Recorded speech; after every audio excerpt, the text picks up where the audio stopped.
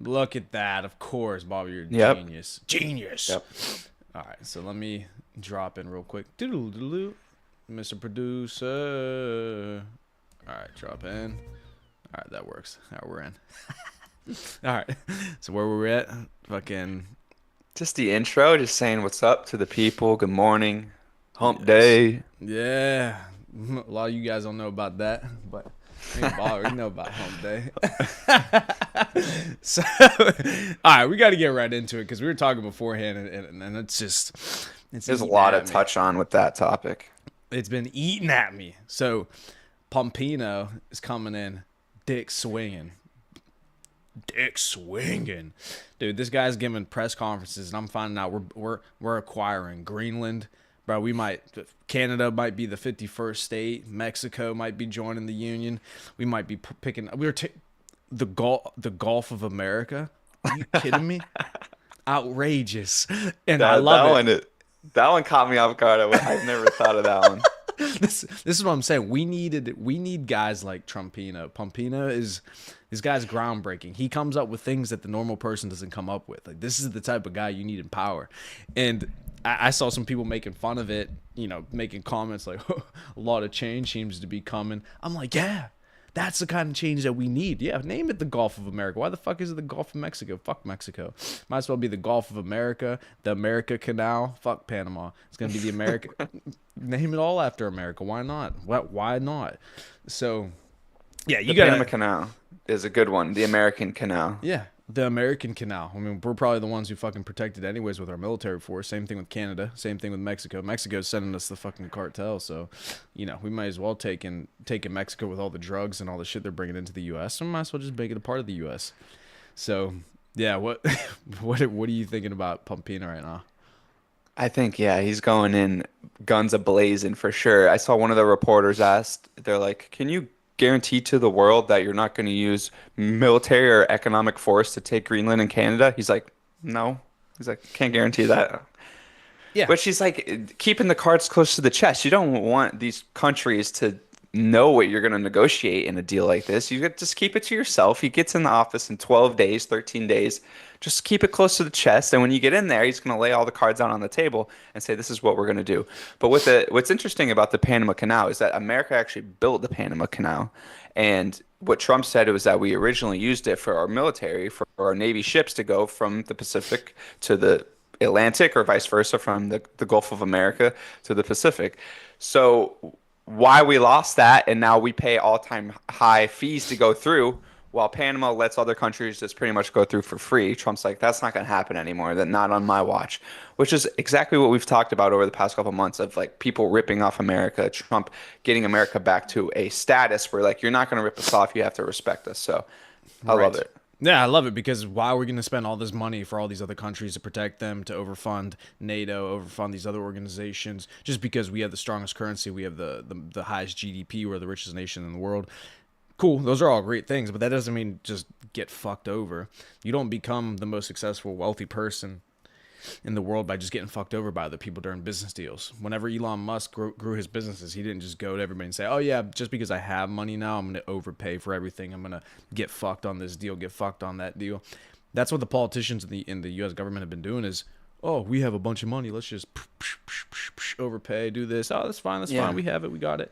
But then you see how quickly we spiral into debt and over leverage ourselves and put ourselves in a situation where the country's now, well, how rich is the country if we're in trillions and trillions of dollars of debt? So Trump's coming in saying, like a traditional businessman, saying, well, if we're going to be doing deals, I wrote a book called The Art of the Deal.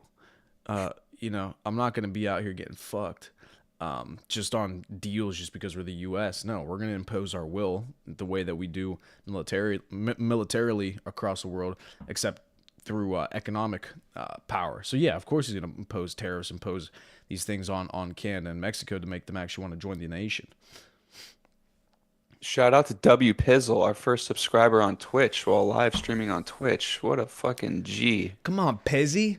Welcome in, Pizzle. Pizzle, he loves the peanut. He loves what Trumpino's doing right now. Yeah, I he bet he, must. He yeah. must. Yeah, he had a sub. He said, Greenman, bring him in. Bring him in. Bring in the Greenman. What do you even call people from Greenland? Greenish. Great. Americans. Americans. But here's the thing. Here's the thing about Greenland and Canada.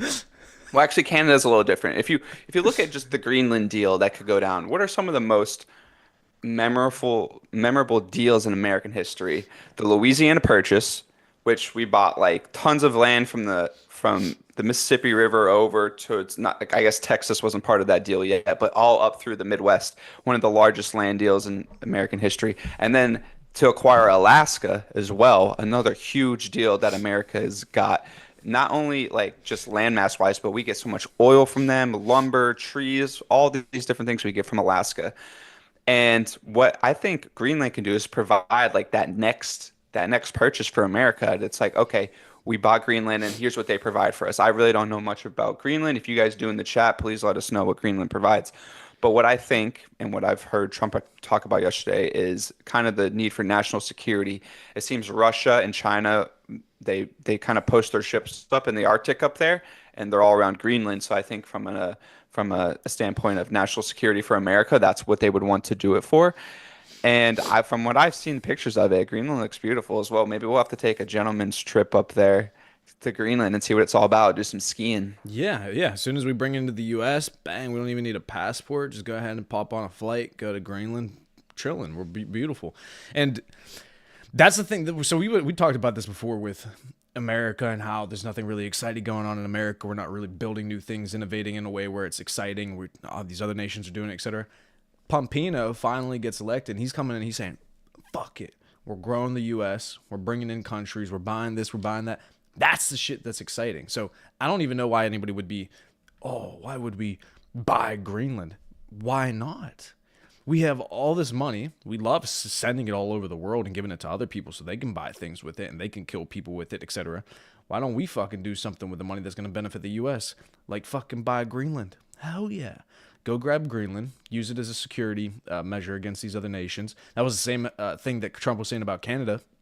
It's like, we protect Canada anyways. Our military is the one that protects them. The Russia, China, they have their ships up there. Again, same thing towards Canada, near Alaska as well.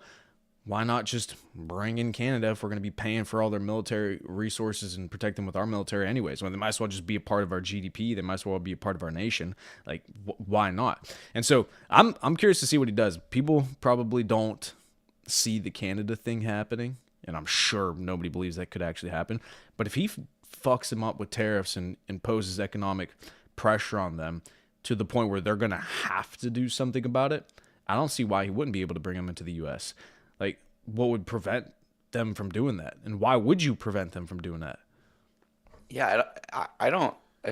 I know I'm not a Canadian, but if you think about it, Canada has way higher taxes than any of the highest tax states in America, New York, California.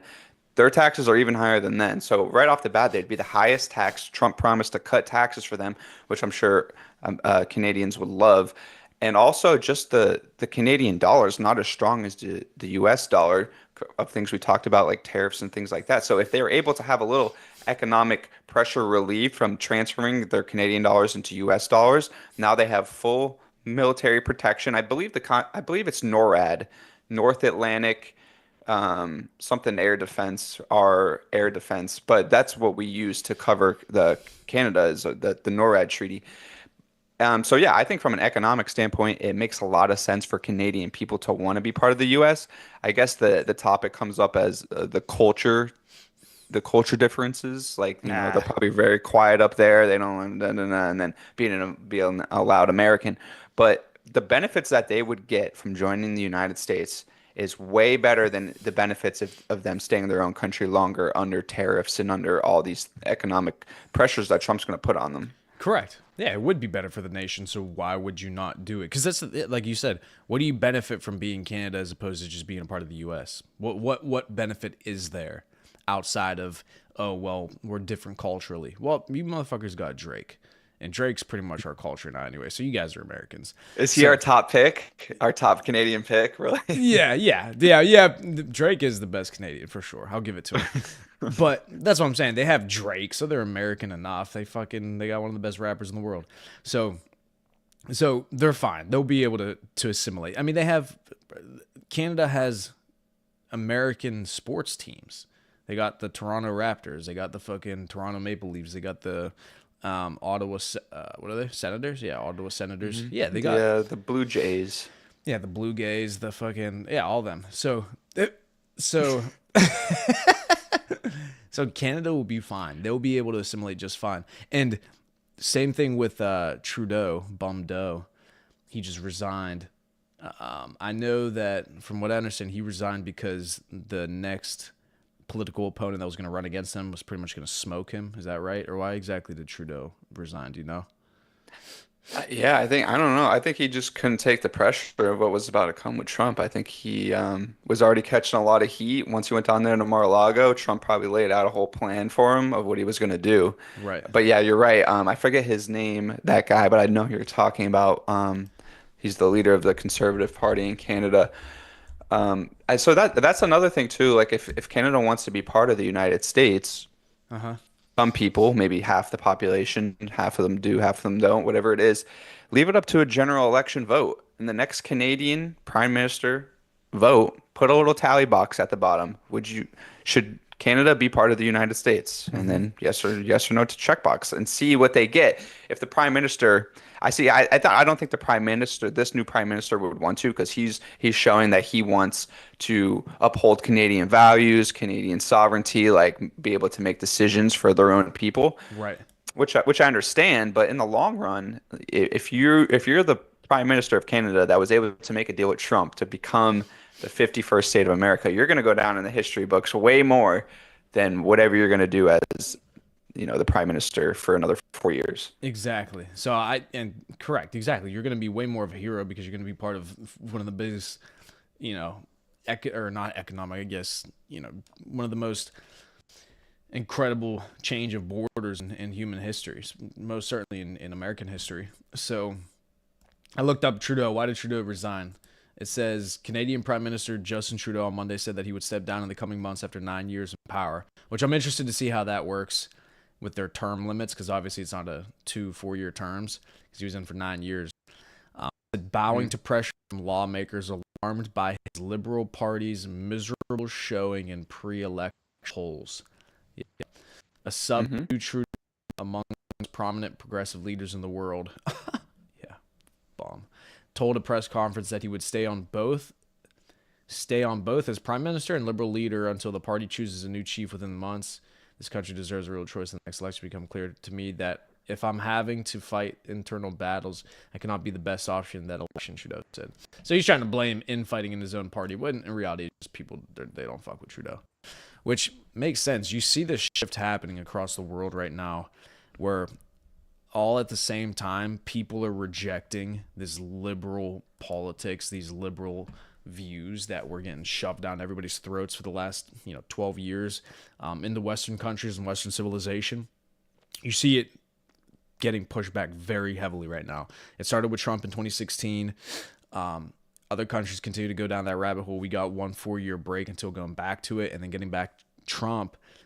This time you can tell a lot of the citizens across the world in these different countries are pushing back on this liberalism, this progressive fake wokeness that essentially is surface level sympathy for people that you shouldn't even have sympathy for, right? Like, Yep. oh, we should have sympathy for illegal immigrants coming into the country that are committing crimes, where 159 Democrats voted against a bill to go ahead and get these people removed from our country. Well, in what world does that make sense? What kind of sympathy, inclusionism, everybody, trying to help everybody kind of mindset is that? That you would prefer to protect the criminals as opposed to the victims? It's fucking stupid. And so people are seeing this and they're saying, well, I don't want this in my country. Why would I want legislators, 159 Democrats, who voted against deporting illegal immigrants who, number one, came in illegally already, so they should be deported regardless. But not only are they illegal, but then they're committing illegal crimes in our country when they got here, and they didn't want to deport them. What the fuck are you talking about? Yeah, you're talking about that Laken Riley bill that Congress just Yeah. passed, saying that if an illegal immigrant is picked up on a burglary crime, like any crime, that they're going to be deported, which makes total sense. I don't understand what the big commotion is. If you're here illegally and you're doing illegal stuff, you got to go. All right, Yeah. that's it's a basic line that has to be drawn in the sand.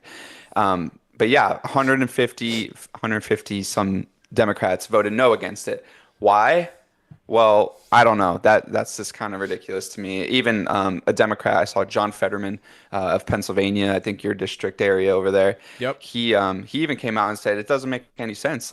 This is the reason why they lost the 2024 election is because of ideas like this, and they don't seem to understand that people do not want this. People do not want this. There's actually a debate. Kind of to stay on the same topic, but different H1V1s with Elon and Vivek. I don't know if you saw that last week.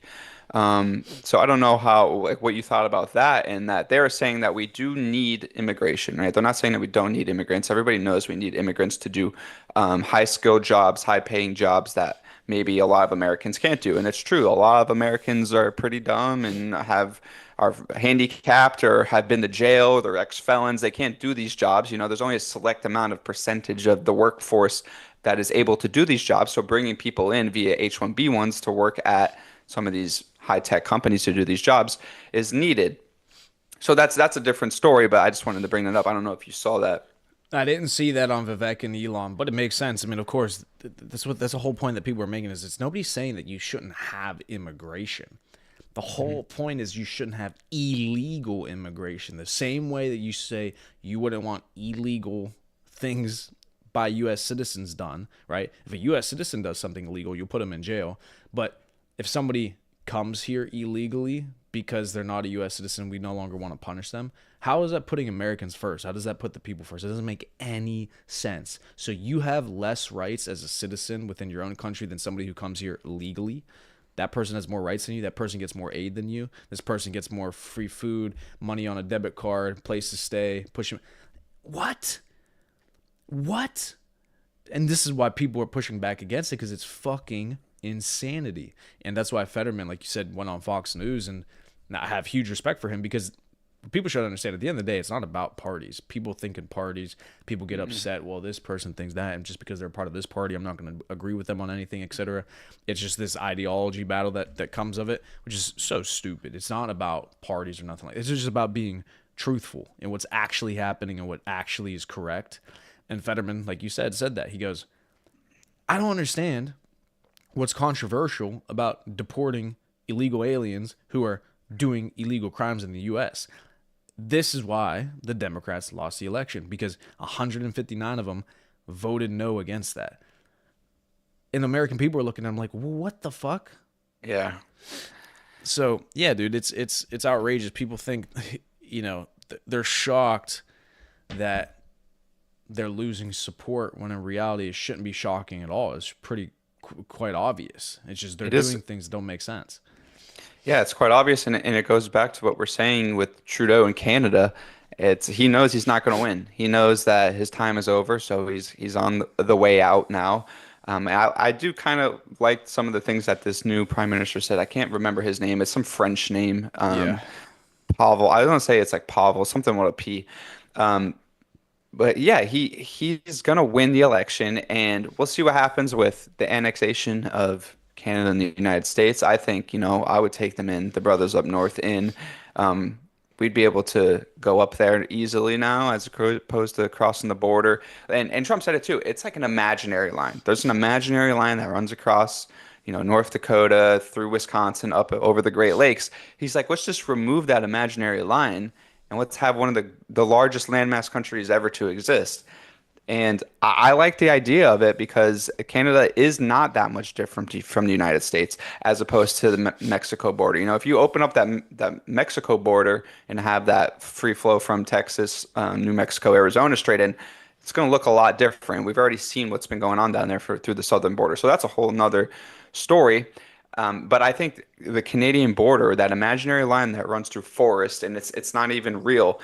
will open up so much trade value for North America from lumber to oil. The amount of oil Canada has is ridiculous in itself. And you know how much wars we fought in the past over oil in Iraq and all that kind of stuff that comes with that. So now you have the ability to partner with one of the largest oil exporters and lumber exporters. You know, America faces a housing crisis.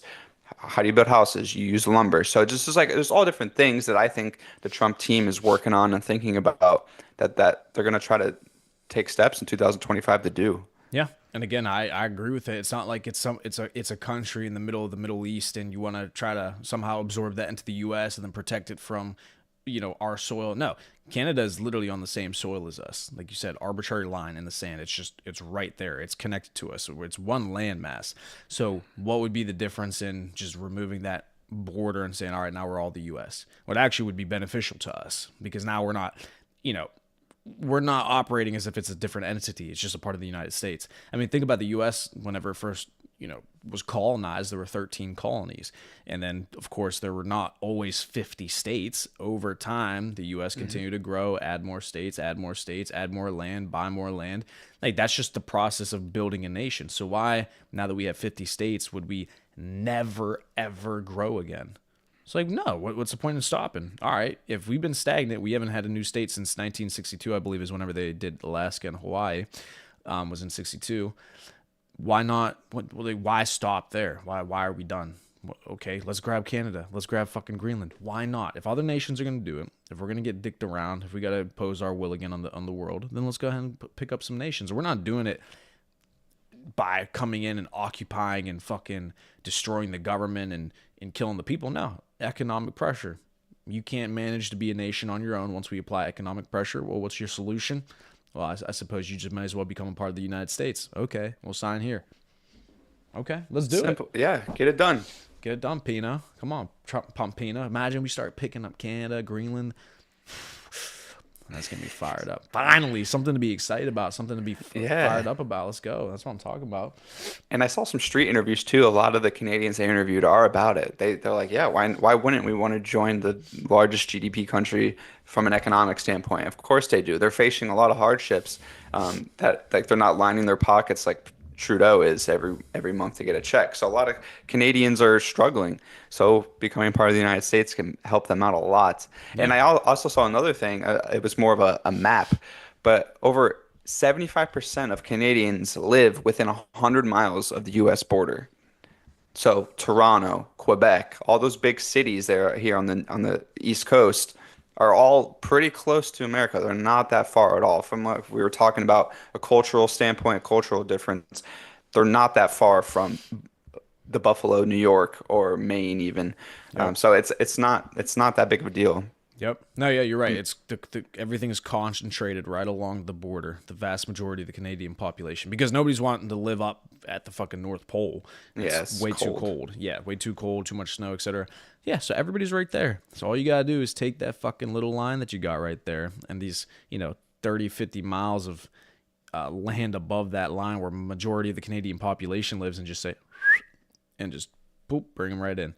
Easy money, baby. Come on now. Come on, Pino. Pino is going to get it done. I think Pompino will get it done.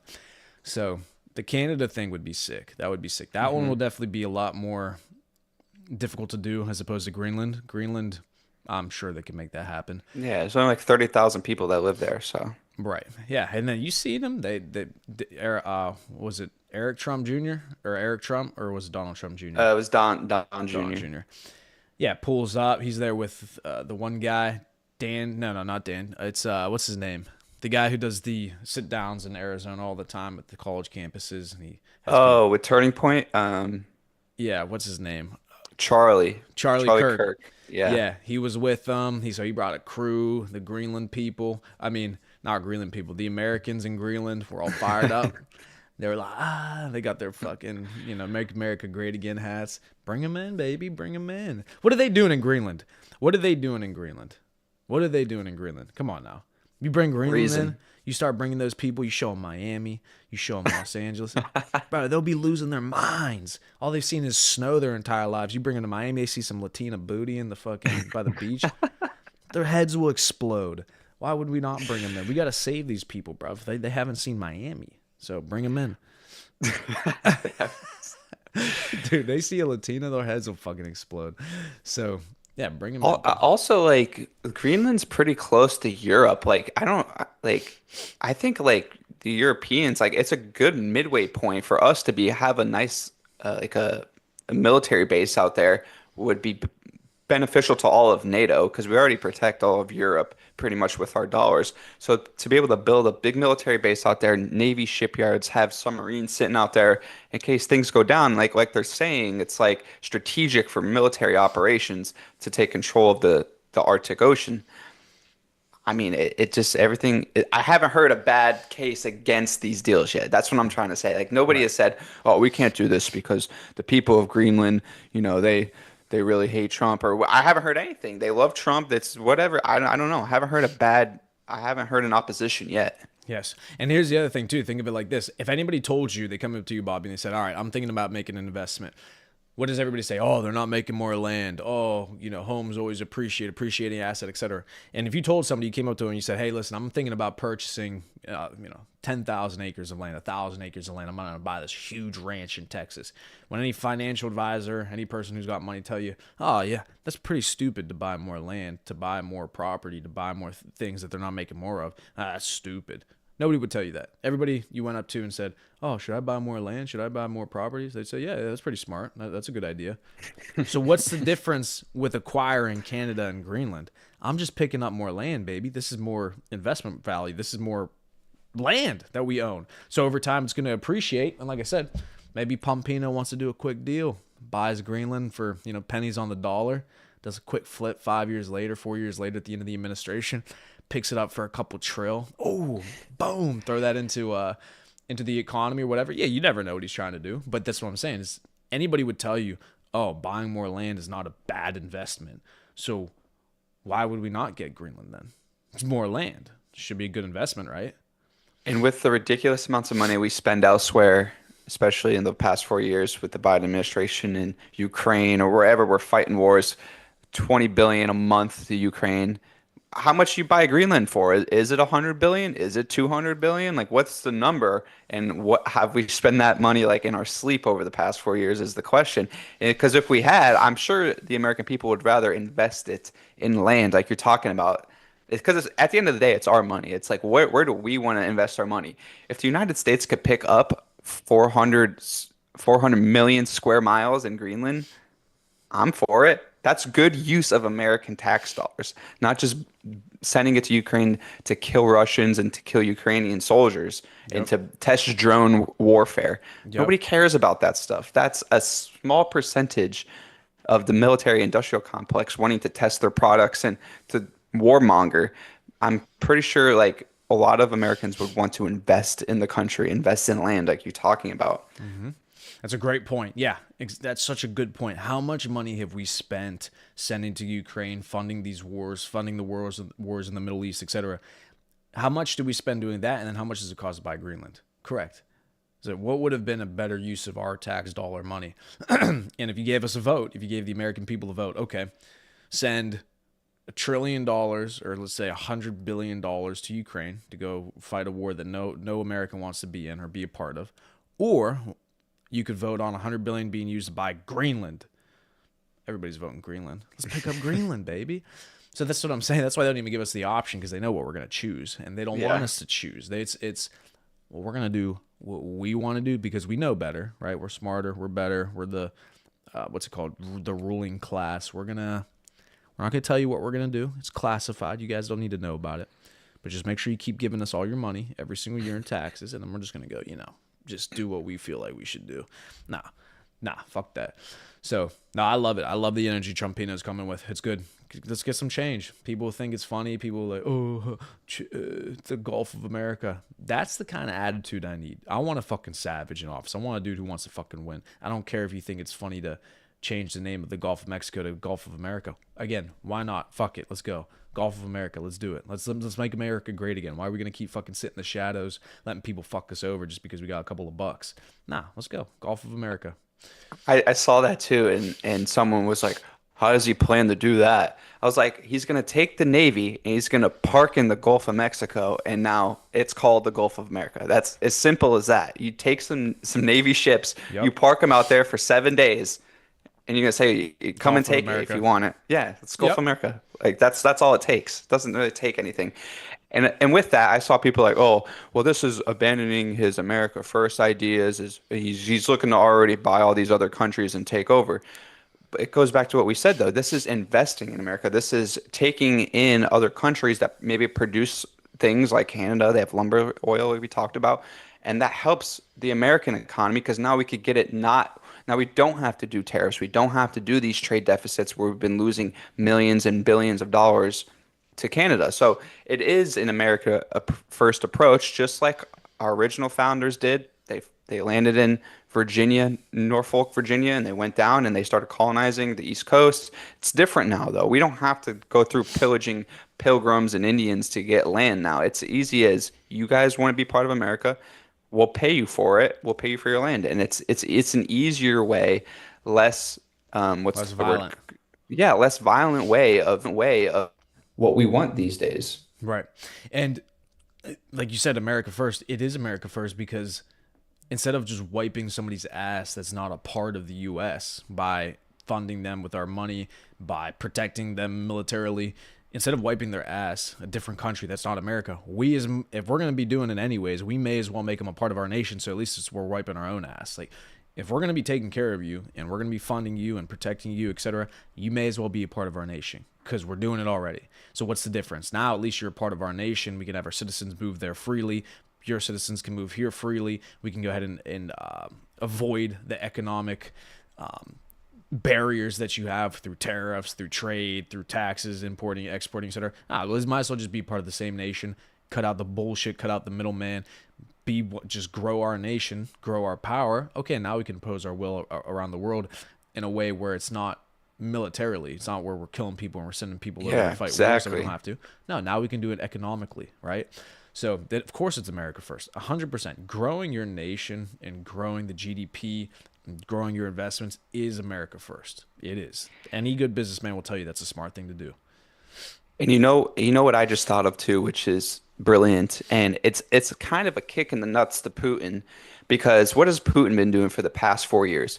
He's been fighting a terrible war for 200 to 300 square miles on the eastern side of Ukraine. Trump's going to come in, work a deal with Greenland, work a deal with Canada. Now his country's the largest country to ever exist. And what did he do? Didn't kill a single soldier anywhere. So it's going to be a kick in the nuts to Putin and Russia. But listen, you guys were fighting this war over here, for 4 years, doing absolutely nothing. It accomplished nothing. You just destroyed eastern Ukraine for no reason. And look at what we did in 6 months as the president. That's the ultimate. Deal That's the making. ultimate. Yeah, that's crazy. Deal making, baby. That's what it is. Making good fucking deals. That's what he does. He makes deals. Yeah, I mean, it should be done that way. People should encourage that as opposed to the military, imposing of will around the world and killing people. That's not the way that you want to do things. If you're going to grow, if you're going to do things, you can do it economically. You can do it through business deals. Put people in difficult situations where you have leverage to go ahead and apply that pressure, get what you want without having to kill people, right? So, no, I love it. Now, one other one we got to talk about the fucking failing nation of the United Kingdom and their newest candidate for prime minister. Vote, bruv. Mr. Andrew Tate fucking running for the British Parliament. So, or not I don't know what you would call it, but I know he's running for the prime minister. Yeah. What do you think about that? Do you think he's actually? Well, I know he's serious because that's how the fuck he is. He's serious in the same way that they thought about Trump. Oh, he can't be serious. This isn't real. This is how they're gonna think about Tate. But do you think he actually could win? Do you think he would actually win and do anything over there in the UK? So yes, I think he's serious, and I think he has a uphill battle, um, because of the deep kind. You think America has a deep state? I think the UK has a deep, deep pit. Like they're really deep state, going back to the royal family, the Queen, the King, the ties they have inside of the Parliament and things like that. I think it's going to be a really, really tough battle for him. But on the other hand, and I was listening to his emergency meeting yesterday for a little bit, and he started naming some of the leaders inside of the Parliament of the UK, saying just random names. And he's like, "Who are these people? Like, have you ever heard of these people? I haven't. Who are they?" He's like, "If these people could win, why can't I win?" Which is a fair point. Um, my It my is. one thing with him is that he's been probably the most controversial man over the past 5 years. So that kind of play. I mean, it plays a benefit, but also kind of takes away maybe some of his voters. But he is popular enough to get his name out there. It's not a large landmass like America, so he all he has to do is go to the UK and kind of stand his ground there and run for office in the UK, which I think he'll do, and I think he will. If he's got the money for it, I know he's got the money for it, so he'll be good from that standpoint. So yeah, I mean, I think he has a chance to win. Maybe he won't be the prime minister right away. Maybe he has to settle for a lesser position inside of Parliament. But I mean, it's good experience for him nonetheless. But I would like to see it. Yeah, I think it would be incredible. I mean, you see what's happening right now with the rape gangs that they have out in the UK that they were covering up and hiding, the Pakistani rape gangs, and you see the state of the knife violence, similar to just stemming from the illegal immigration that the UK is seeing. The citizens again, they're getting so sick of just harboring, taking care of people who are coming in to destroy their nation and take over their nation and change the culture of their nation, change the way that they live their life, change the things that they believe. And the British people are saying, why the fuck are we doing this? We're getting absolutely decimated.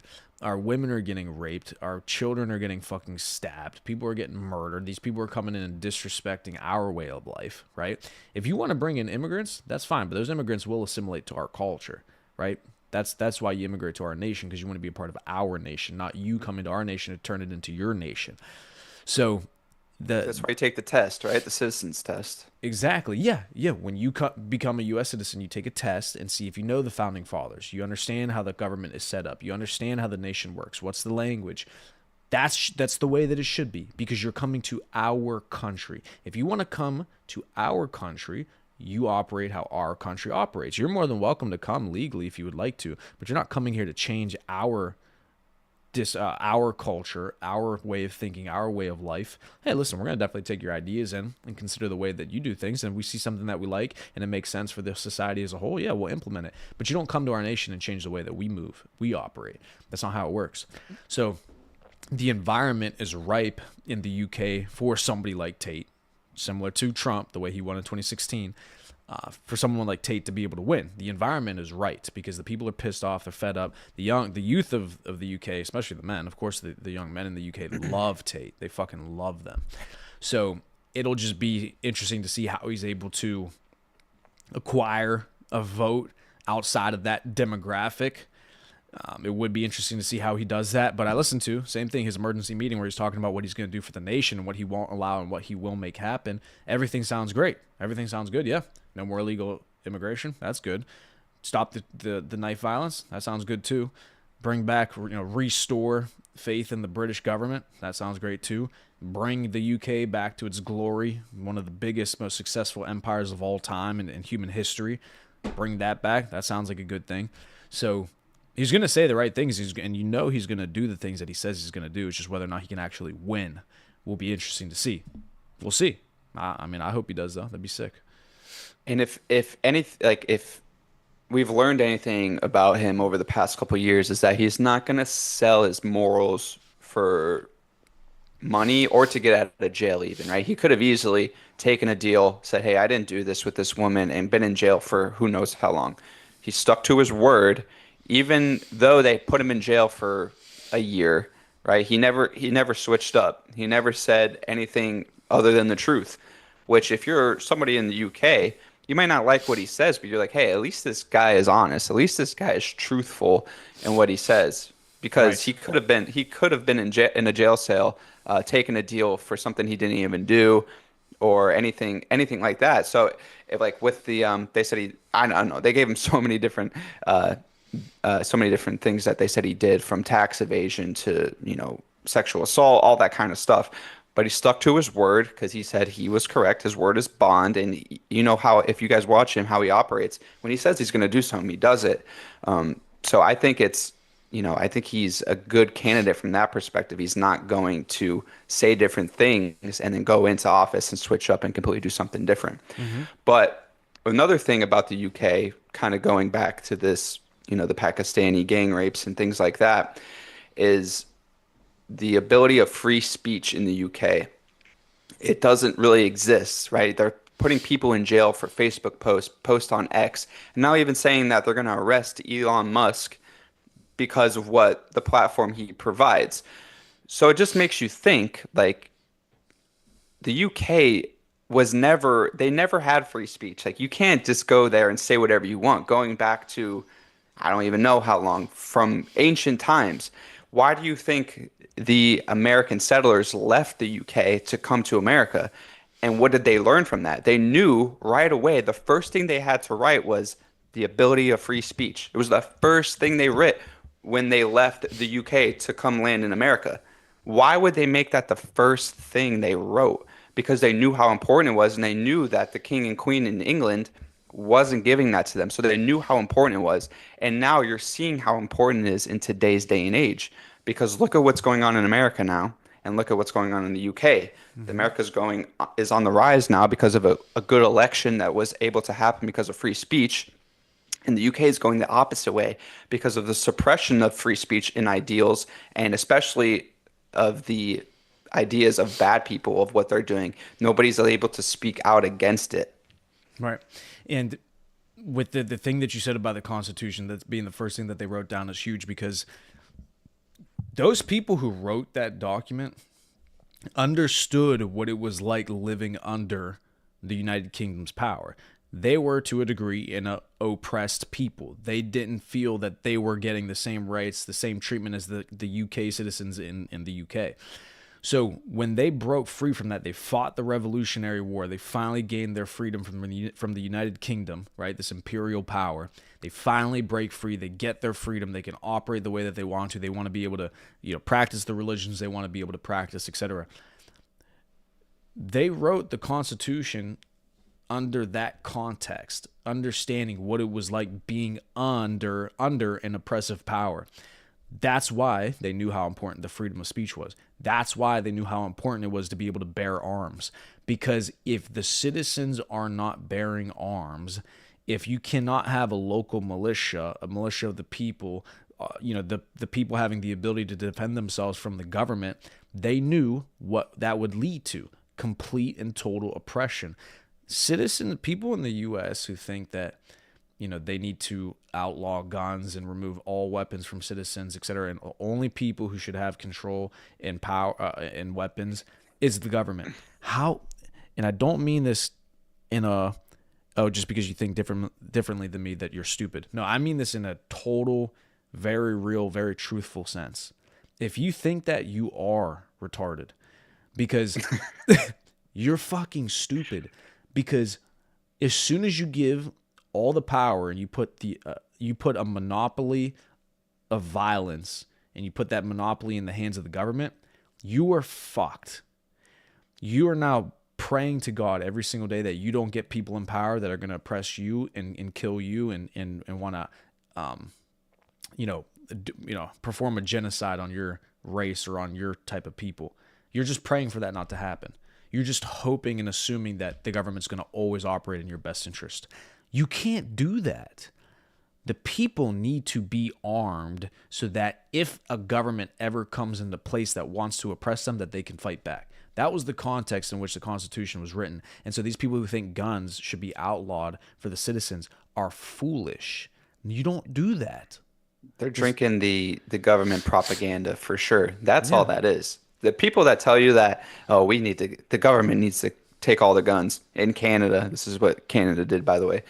That's just government propaganda getting you to do exactly what they want you to do, just like Priamo said. If the citizens aren't armed to do anything ever when you go to take over, they have a cakewalk to take over and implement total tyranny into the citizenship. That's all it is. Yeah, it does not It does not make sense. You have to understand the context in which these people wrote the Constitution. If they weren't armed, guess what? There's no fucking America. Did you ever consider that? If these people in the United States were not armed to go ahead and fight the Revolutionary War, there's no America. It never exists. It never happens because the people aren't armed. The only reason that we were able to fight this war against the United Kingdom, the British Empire, is because they were armed. They were being oppressed. They were armed. They fought back. They fought a war. Understand that the whole reason that the United States exists is because the people were armed. They bared arms. And now that you're happy that, how convenient, now that we've developed the greatest nation on the planet, the greatest empire over the last 200-300 years, because we had the right to bear arms, now you want to decide, you know what, but that's actually bad. It's bad that citizens have that. It's bad that the citizens have guns. That's the whole reason the fucking country exists. Numb nuts. So now you want to take away the right from people that created this country in the first place because you're so ignorant of the way that this country was founded, on how the war was fought to get ourselves out of that British Empire. These people don't understand. They don't think. They don't understand history. You do not take away the ability to bear arms from the people. Yeah, And dude. it is. It's you got to understand history. You have to understand the context of which these documents were written and why they were written. And thing like you said, things are different now. We've evolved into 200 and I believe 249 years of America. So things look different, right? Technologically, we advance. We have more advanced weapons than we did back there. I'm not denying that. But so does the military, right? The military has more advanced weapons to take over the country if they wanted to. So um, it's important that we have law and order. So not only are good citizens have weapons and able to defend themselves from bad people, from bad government, but we have to have a police force that is good and strong, that people that do abuse the Second Amendment to either kill people, to just gang violence, whatever it is. We need law and order for that. These law enforcement officers could go through and clean up the streets of these bad people and get them out and not invite more in from other nations everywhere else to also take part in this unlawlessness. So Mhm. having good law and order is also going to protect these values of the Second Amendment because the bad apples can ruin it for everyone if you just let them go around the streets just shooting at anybody they want, doing anything they want to do. It's going to put a bad taste in the mouth of the American Second Amendment. Absolutely. And the ignorance to think that if you remove all the weapons from the law-abiding citizens that you're leaving them in a better position to defend themselves. Fuck no. Guess who's still getting the guns? The people who are going to commit the crimes anyways. The people who are going to commit the crimes are always going to get the guns regardless, Look at right? Chicago, look at New York. Guns are outlawed there. That's the most gun violence happens in probably two of those three cities, add in Los Angeles. Right. Exactly. Yes, exactly. The most anti-gun places have the most gun violence, right? And it's because most of those people are operating with illegal weapons. You don't think that gang members, people on the streets, drug dealers are using just firearms that are registered and they have licenses for them and they're easily traceable, etc. No, dude, these guys have guns where they remove the serial number. They're burner guns that you can't trace, that are passed around from one individual to another to be able to kill people, to be able to commit crimes, etc. Like, you think these people are just running around with a gun they bought at the gun shop with a serial number on it that they can track easily? No, they're using these weapons illegally already. So how are you gonna empower the people by removing it from the law-abiding citizen? It's always a law-abiding citizen that gets fucked, because though they don't want their weapons taken away, they're gonna obey the law. They're gonna have their weapon taken away, and then the people that would have broken the law anyways are still gonna have the weapons. They're gonna fuck over the people that abide by the laws. Exactly. It's, once again, shallow sympathy, shallow empathy for people. You think that by outlawing, by punishing the law-abiding citizen, that you're somehow helping the law-abiding citizen. No, you're not. You empower the people. In Texas, where everybody's fucking open carry and concealed carry in Texas, do you know how quickly crime gets thwarted in that state? Do you know how little violence occurs when everybody is armed? The criminals are the ones who are disenfranchised. The criminals are the ones who are now unempowered, because all the law-abiding citizens, the majority of people are all armed, know what to do in a situation when somebody's getting robbed or somebody's committing an act of violence. All of a sudden, the citizens themselves can act quicker than the police being able to show up and act on that. That's a good point. Um, let's take a look at. I'm sure you heard about the New Orleans terror attack that happened Yep. on New Year's Eve. If that guy, which he did, I guess the police responded brilliantly. It was a great job by the police force, but that guy rammed his truck through hundreds of people, then got out, and he was about to start shooting even more. If the citizens are not armed or anything by their own, he could go on for hours and just keep going until he runs into someone who's strong enough to actually take him down physically. But if you have a population against a terrorist who's shooting at a distance from you, and there's people armed against him themselves, they could take him down a lot quicker. Luckily, like I said, the police force was there. They did a great job apprehending him and killing him. But the people themselves could actually fight back against these terror attacks when these situations occur, if they have their own weapons, if they're armed. If you're not armed and someone who wants to commit a crazy terror attack like that, they could go on for who knows how long until someone's willing to take them down or the police get there. But if you're armed yourself, you actually have a fighting chance of survival.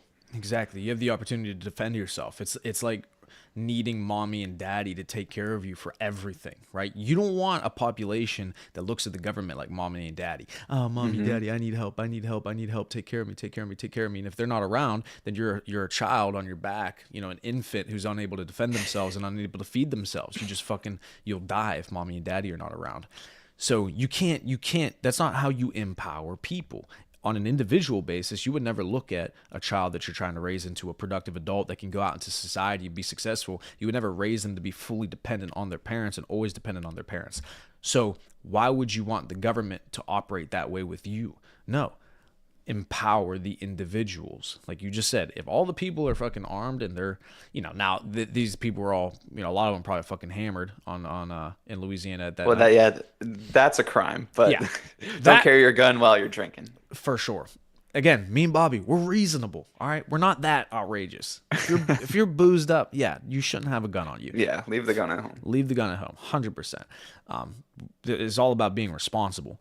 But if somebody's out there and they're sober, they're the DD for that night, they're there, they have their pistol on their hip, just in case, you never know, you're around with your friends, you're just enjoying the evening, something like that happens, like Bobby said, now you can actually do something about it. Taking away rights and preventing from people to be able to do things. Anytime you see bills added to the Constitution, or amendments added to the Constitution that are taking away rights from people, it's not a good thing. You don't Mm-mm. ever want to see that verbiage, and you see that verbiage start to happen in the newer amendments on the Constitution. It's become the Constitution, the first 10, the Bill of Rights, and then a few after that. All of them are literally, if you read them, all giving rights to the Americans. This is your right. This is your right. You have the right of freedom of speech. You have the right to bear arms. You have the right to legal counsel. You have this right, this right, this right. As soon as the verbiage turned into, actually, you're not allowed to do this. You need to pay this much money. You're not allowed to do this. That's when it all changed. It's Hmm. supposed to be empowering people, giving people rights, not taking them away from them. Bullshit. I blame attorneys because attorneys, they're always trying to figure out a crime that somebody did. Prosecutors, they really jumble up. And also something we need is the deregulation, which I hope we're going to get with Elon and Vivek and Doge, just deregulating so much of this bullshit laws, especially around building and, making things better for people for industrial or just infrastructure inside the United States. We need things to get done quick. It took 2 years to build the Empire State Building. You know how long it takes you to build a skyscraper in New York City now?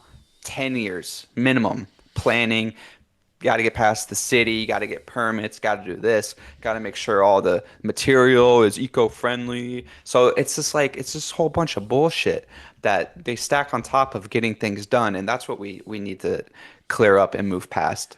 Correct. Yes, we're congested. You can't have a congested nation and expect to be able to compete at the highest levels with these other nations that are just growing at exponential rates. That's so true. Everything here takes so long to get approved, to get anything done. That's why nothing exciting has happened in the U.S. for the past 60 or 40, 50 years. Like, what are we doing and what are we building that's exciting in the US?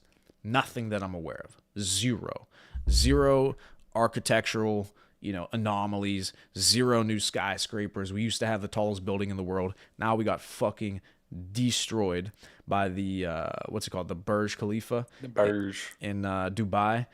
What happened to the US always having the biggest and the best? I haven't heard anybody talking about us building the new biggest skyscraper in the entire world. Why not? We used to have the biggest one. Why did we just give it up? We're just okay with losing now. We're just okay with being second place now. No, we should have been like, what the fuck? Burj Khalifa, my ass. Fuck it. We're putting up one in Texas, bigger than the Burj Khalifa, right? That should be the mentality. Oh, well, do we really need that? No, we don't necessarily need it, but it's about being number one. It's about winning. It's about not being okay with losing. Because as soon as you accept second place, that's all you're ever going to get for the rest of your life. As soon as the United States started accepting second place and started accepting that we're not going to be number one in every category anymore, that's when it was downhill. That mindset that losing is okay. And you saw that at the ground level with children in sports. Participation medal. It's okay that you lost. Now, I was just thinking about this last night. Your mic keeps cutting out. What the fuck? I hear you fine. Yeah, it must be John Doe. But as soon as we were okay with losing at the ground level with our children, that's the mentality that our nation adopted. It's not okay to lose. When was it okay to lose? No, you should tell your child, no, you lost. That's not okay. You got to try better and win next time. Not, oh, it's okay. Participation. You tried your best. What the fuck mindset is that? You're literally setting up your children for failure. It's not okay to lose. That's not okay. Because in the future, the consequences of losing could be your fucking nation getting invaded by another country that decides to come in and fucking rape your women and children. So it's okay to lose in that scenario? No, it's not. It's not okay to lose. Fucking weak mindset. I think it has a lot to do with wealthy companies and wealthy people's interests not being where it should be. Like we talked about being home, being building here, as opposed to the military industrial complex. All their interests, Congress's interest, everybody's interest is overseas fighting nonsense wars or foreign policy with other people. Nobody's bringing it back here to invest. Like all the money, like who's the largest real estate company in America? BlackRock? Are they? Probably. They Probably. probably own the most, yeah. So let's say BlackRock's the largest real estate company in the United States. What does BlackRock build? They're not building any buildings, not doing, I mean, they're buying up all of our buildings, all of our single family homes, but are they actually building buildings? Like, I don't think so. They're fighting wars, they're probably funding the war in Ukraine to go in there and own the land there. Yep. So That's exactly right. I don't think that a lot of people's interest has been in the United States and building here, but hopefully that changes over the next couple of years. Yeah, exactly. Bring it back home. Go back to being number one and wanting to be number one. That's what Trumpino, that's the energy that he brings in is winner's mentality, a savage mentality. You don't like his personality? Huh?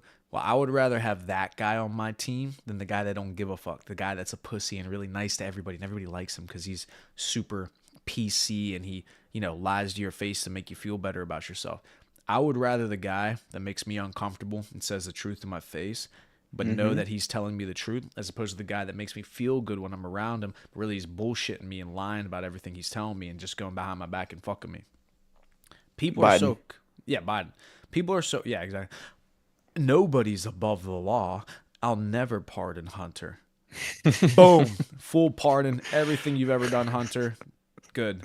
Just like lying to your face. That doesn't Lying to your bother you? face. Lying to your fucking face. And people are okay with it. Oh, yeah, lie to me some more. It makes me feel better. Fucking coward. That's exactly what it is. Just telling people what they want to hear and then going and doing the complete opposite to line your pockets or to whatever he's doing. Insanity. Give me the dude that's fucking volatile but's going to tell me the truth. I would prefer him because at least I know what I'm going to get with him. I know what I'm going to get with him. My grandfather used to say this, my nono. He said he was never afraid of criminals because you know what you're going to get with a criminal. Who really scared him was stupid people because you don't know what they're going to do. He said you can't trust dumb people. Stupid people are the worst because you don't know what they're going to do. Criminal, I know he's going to rob me when I turn my back, but at least I know that. I know what he's going to do, so I can prepare for that. I can't prepare against a fucking stupid person. All right. Well, I think that's a good place to leave it for today. Welcome in to all the viewers we had. Make sure to subscribe, like the stream, comment. If you guys had any questions, or anything, make sure to drop that in the comments below. Also, check out the Taylor's Code. Links in our descriptions and in our bios of YouTube here, where we talk about crypto, e-commerce, all different ways to make money online. Join the community. I'm sure you guys could find something of value in there as we built that out for all different types of people. So make sure to go check that out. Any closing remarks, Priyama? Yeah, so the link will be in my channel bio. So click on the properly paid YouTube channel. And when you go to my channel, you'll see the link for the Taylor's Code in the description. It'll be school.com/the Taylor's Code. Now, why would you join? Like Bobby was saying, you want an opportunity to be able to make money online without having to live in a certain type of location, without having a ceiling on your income, then join the organization. We have people making money in crypto, sales, e-commerce, affiliate marketing, content creation. Join and find a way to make money. We will help you make money in any realm, whatever it is you choose to do. We will help you make money. It is $25 a month. You spend that at McDonald's. Don't lie to me. I know you spend that at McDonald's. So once a month, how about you lay off the McDonald's? Try to look semi decent as a human being. Don't keep getting all fucking, these jelly rolls on your stomach. Pass on one McDonald's meal. Enter the organization, join an organization of winners like myself and Bobby, learn how to make money, and then when you're making $10,000 a month, guess what? You can buy all the fucking McDonald's you want now. That's called investing in yourself, investing in your career and your lifestyle. So join the organization, like, comment, subscribe to the stream, subscribe to the channel. If you guys aren't ready to, obviously take the plunge and join the organization, just continue to show up on YouTube, get the juice for free. Just make sure you like, comment, subscribe. And yeah, let's light the fucking world on fire this year. Bobby, good shit. Good shit. We'll see you guys tomorrow for the Ultimate Market Professionals, and then Sunday with me, Sunday Conversation. Exactly. Yes. Make sure you guys subscribe. If you're on my stream, I had a couple viewers. Make sure you subscribe to Bobby's YouTube channel. Show Bobby Nischman. It's Bobby Nischman, right? The channel. Yeah. So the same thing as his name on the Zoom, except Bobby. All right. Let me go ahead and do Mr. Producer. Got